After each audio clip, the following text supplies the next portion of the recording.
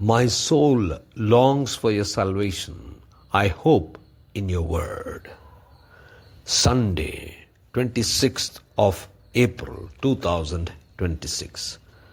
For a meditation this morning, I have chosen from Paul's letter to Galatians, chapter 6, verse 10. So then, as we have opportunity, let us do good to everyone, and especially to those who are of the household of faith. Good morning, friends. We are called to serve and to do good to everyone. Let us meditate upon this verse. The theme for this morning's meditation is do good to everyone.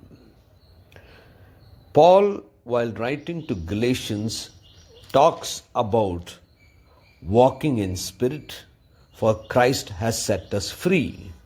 He talks about bearing one another's burden, which means to say, standing by those who are weak and vulnerable. Each of us who have received Christ have a responsibility to be concerned for others and to do good for others. So, Paul encourages them to live a life worthy of the calling.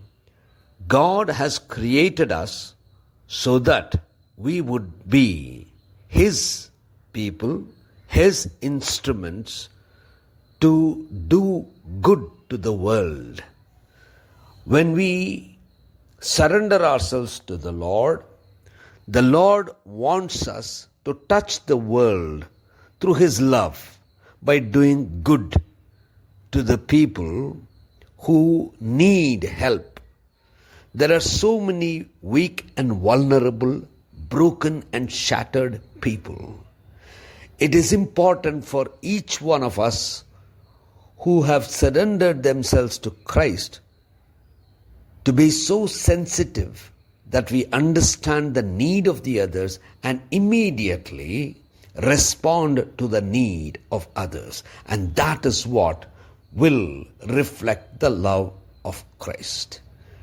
And when the love of Christ is reflected through us, through the good work that we do, they will certainly glorify God, believe in the Lord, and turn to the Lord.